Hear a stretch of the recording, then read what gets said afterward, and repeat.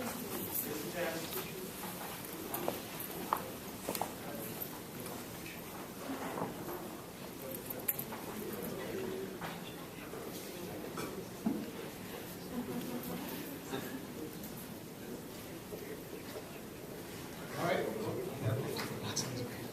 I'm Andrew Lively. I'm with, as Michael Richard mentioned, that I'm with True North Salmon Company.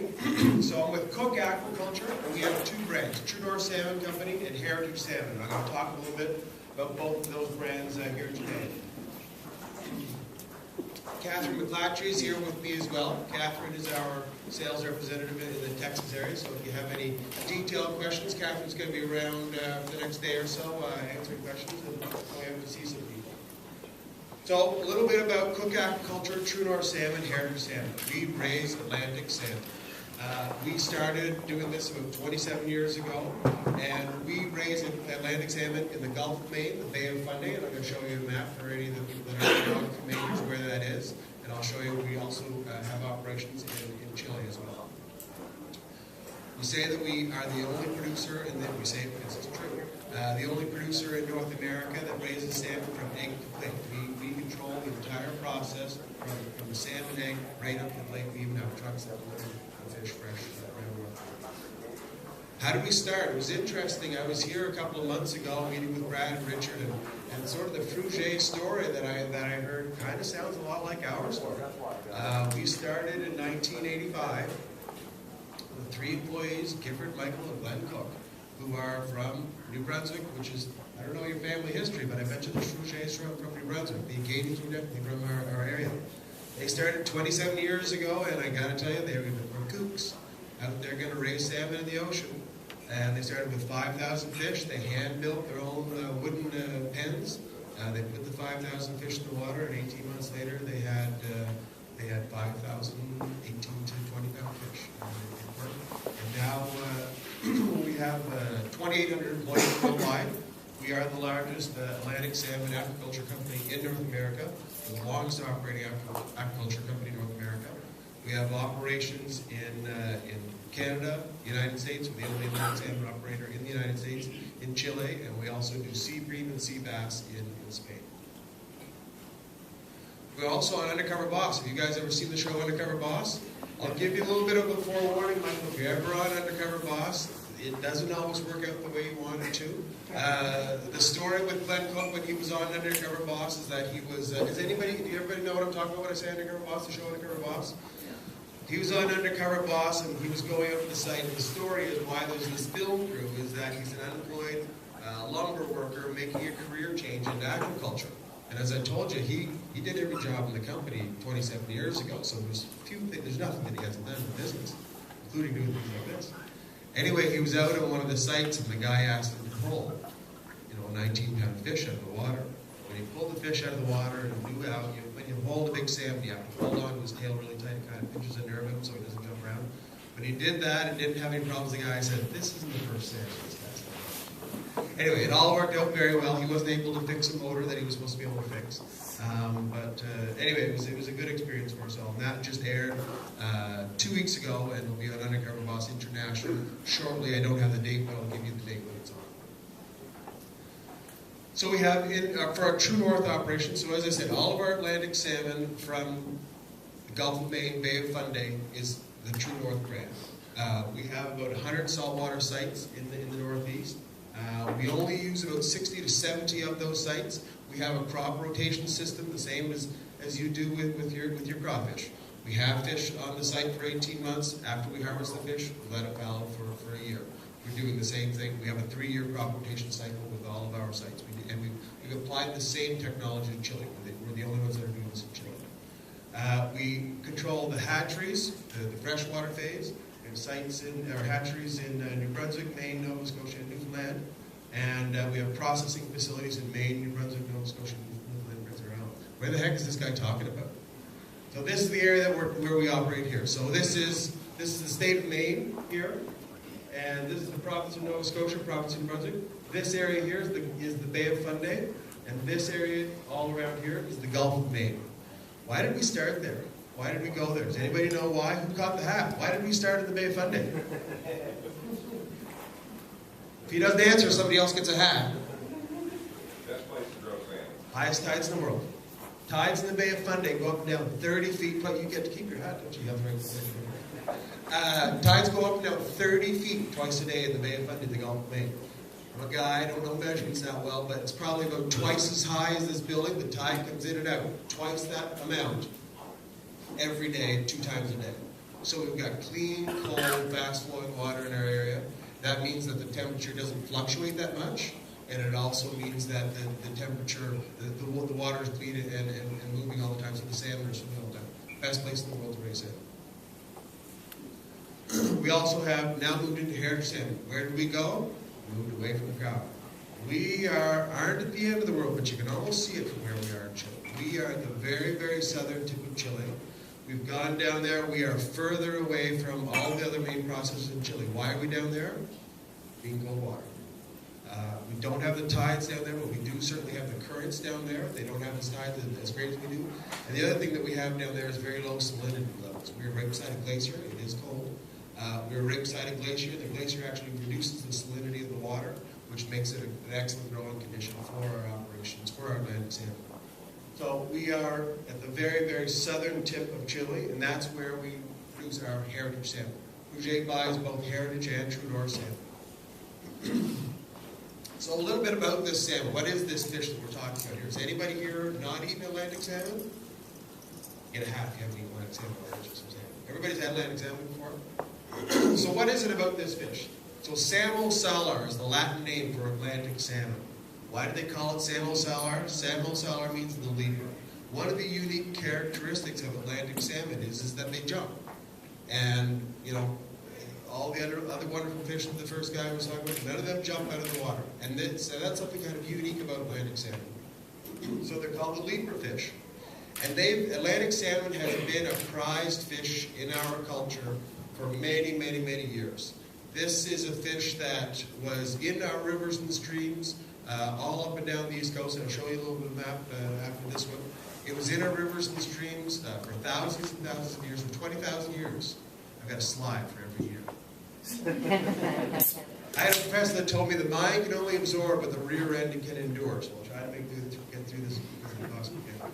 But this is a little bit of poetry. I mean, there's been lots of poetry written about the mystique of Atlantic salmon. Atlantic salmon has been considered one of the prized food items for the North American culture, the European culture, the Native American culture. This has been a product that we've eaten and we've consumed for thousands of years. Where did Atlantic salmon come from? We had Atlantic salmon as far south as the Hudson River in New York City. Atlantic salmon existed. Far south as Spain, that was where Atlantic salmon existed. All along the coast of eastern North America and the Western Europe. What did Atlantic salmon do? They start out in freshwater rivers. They're anadromous. I got an extra A in there. That means that they start out in freshwater rivers and streams. They swim out to sea. They eat the krill off the bottom of the ice, and they come back to the same river where they started. One of the unique characteristics of Atlantic salmon is that they don't die when they do that. They can do that year after year. We've got records of Atlantic salmon. We're looking after restocking of a few rivers in our area. We have records of Atlantic salmon that have come back 12 times after the life at sea. But why don't we have Atlantic salmon in all these areas now? What did we do? We dammed up all those rivers. All of those rivers make great hydroelectric dams. And the Connecticut River has 11 hydroelectric dams on it. And we built all the salmon ladders that we could, but when the salmon come back down those rivers and go through those turbines, there was nothing that we could do about it. So we lost our wild commercial Atlantic salmon fishery around 1960. It really started to decline in 1945, but it ended around 1960. There is no commercial Atlantic salmon fishery anywhere in the world. The only way you can get Atlantic salmon now wild is with a fly dog. And as I say, we are responsible for restocking some of those rivers. You'll see it under Governor Boston. Glenn is a big fly fisherman, so he's very keen on that. So this is a little bit of the life cycle of Atlantic salmon. They start out in the rivers and streams in the wild. They start out in the rivers and streams. They don't have a dam on them. They spawn in the rivers and streams. They spend some time in the rivers and streams. Depends on the temperature of the water, how long they spend in the rivers and streams. Then they swim out to sea when they get to the smolt stage. That's when their gills are ready to go into salt water. They swim out to the sea, and then they come back and go through that whole cycle. So in our system, we have to replicate that entire cycle. So up on the upper left-hand side, that's our hatchery. So that's got 10,000 eggs in it. And the little tag in the upper, what is it? Tag in the upper right-hand side, that's mom and dad's name. We are the only company in the world that have DNA traceability. We put that little tag on every group of fish that goes through our entire system. But also we know the DNA of every fish that goes through our system. So the only company in the world that does that. Then they go through the alien phase, and then down the lower right is the power phase. Marketing guy got to show a graph. Sure. So what are we talking about here? Why are we talking about Atlantic salmon? Atlantic salmon represents, in this graph, what does it say? 38% of your total fin fish sales at retail in the United States of America. It is the #1 selling product at seafood counters. And it is growing. This graph shows that it's growing at 30%, whereas the total category is only growing at 6.9%. It is a rapidly growing category.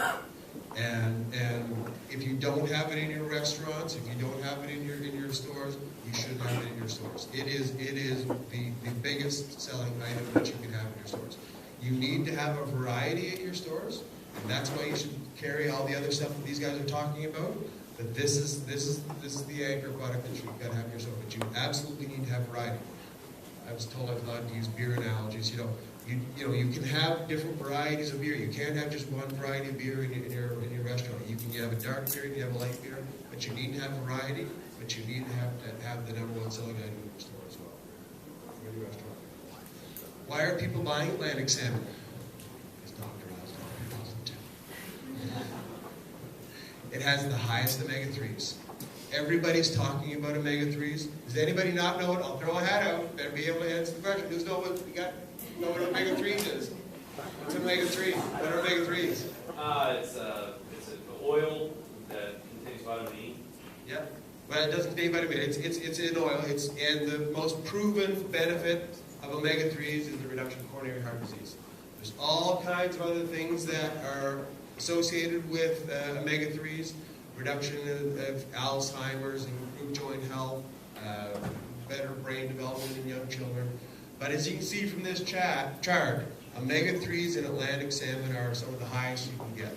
Mackerel has a little bit of a higher level, but some of the other things don't have the omega-3s that we have.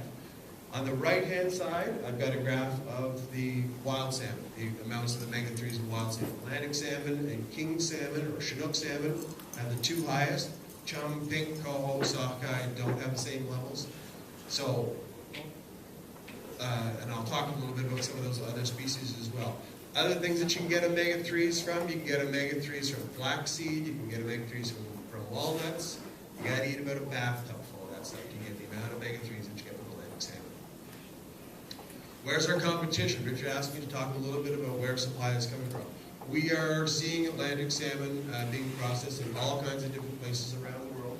And this is a little bit of a graph to show some of the Atlantic salmon production. What we've seen around 2009, 2010, the production of Atlantic salmon went down a little bit. That was primarily in Chile. They were having a lot of problems with a disease called ISA in Chile. And we were able to avoid that with our operations in Chile. The big thing is that you've got to run your operations in as clean a manner as you possibly can. You got to have reduce the amount of stress in your salmon for their life. As long as they're in low stress and they're getting the best possible food they possibly can, they're not going to get sick. It's basic. It's expensive, but that's the way you have to do it. You have to treat them and give them the best possible environment they can. We sell by the pound. We want them to get big. We want them to have the best possible environment they have. The idea of throwing a whole bunch of fish in one area and thinking they're going to survive with Atlantic salmon doesn't work. They're very, very high up the food chain when it comes to species that are in the water. They know what they're doing, and they know when it's not the right environment, and they get sick. Here's some of the production around the world. Norway, you can see, is by far the largest producer. Their primary market is Asia and Europe for Norwegian salmon. They do sell a little bit in the United States. Iceland was in it for a little while there, a little bit. You can see Canadian American production. That would be primarily us. And then you can see Chile is starting to come back a little as well. We're doing Atlantic salmon aquaculture in Australia now too, in Tasmania. So our salmon, as we say, the heritage salmon that we supply to Fruge from a fresh, pristine fjord in southern Chile, and we are the largest, longest operating aquaculture company in North America. We sell portions. We also sell frozen product.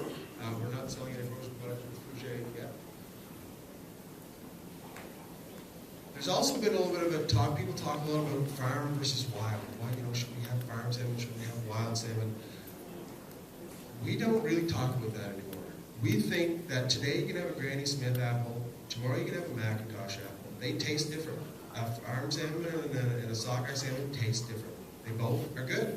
You should eat more apples, you should eat more salmon. You should have more variety on your menu. So I'm not opposed to people buying wild salmon. You should be buying wild salmon. You should be buying Atlantic salmon. You should have different varieties on your menu. So again, jump ahead. So yeah, case for aquaculture. The demand is growing, but the other thing with aquaculture is that people can get into arguments whether the world population is going to double in 25 years or 35 years or whatever it is. The result is the world population is growing, and aquaculture is one of the best ways to feed the planet.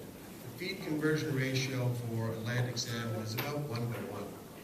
Atlantic salmon are cold-blooded. They don't use a lot of energy to heat and cool themselves. They don't use any energy to heat and cool themselves. They are in a gravity-neutral environment. They don't have to stand up. They don't have to sit down. So all their energy gets converted into protein, high omega-3 proteins. And if we're going to feed our planet, this is really the way that we're going to have to do it. This is the future. The feed conversion ratio for a cow is 8 to 10 pounds to 1. If we're going to eat, if we're going to feed ourselves, this is the way that we're going to have to do it. So there, just so I know what this looks like. So how do I increase profits? One of the questions that was on the invitation, that there's such a great crowd that came here tonight, and thank you for inviting me, and thank you all for coming. How do I increase profits with my Atlantic salmon? We've done training with about 2,500 people all over America, with educating them on Atlantic salmon. How do they increase their profits? How do they increase their sales? They educate your staff. Just as they were saying that you need to know the Fruge story, just as you need to know the Louisiana story about how the quality of the food from Louisiana, you need to tell your people about the quality of your Atlantic salmon too. The more confidence that you can give your people, the quality of the product that you're serving, the more they're going to be able to sell, the more profit you're going to be able to make from it. That's the number one thing that you can do. The number one source of information for the seafood buyer is your staff.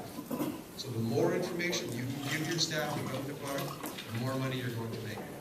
The level of consumption of seafood in America is tiny. When we compare ourselves, go back to beer or hot dogs or anything like that, there's so much growth that we have available to us in seafood.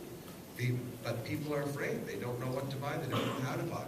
The more you can educate your staff on how the quality of the product that you're buying, whether it's True North or whether it's Heritage Salmon, the more you can give them confidence. They're buying the best brand they can possibly buy, and that Fruge has done the research on the brand, the more you're going to be able to sell their profit. So if you want to sell more seafood tomorrow, the key is to come to places like this and then impart some of that wisdom to your staff. The other thing is, Fruge's got it all figured out. Buy fresh. The more you can buy fresh product, the less shrink you're going to have. The more you can buy product from companies that deliver fresh to Fruge directly, there's no middleman between Fruge and us, you're going to have less shrink.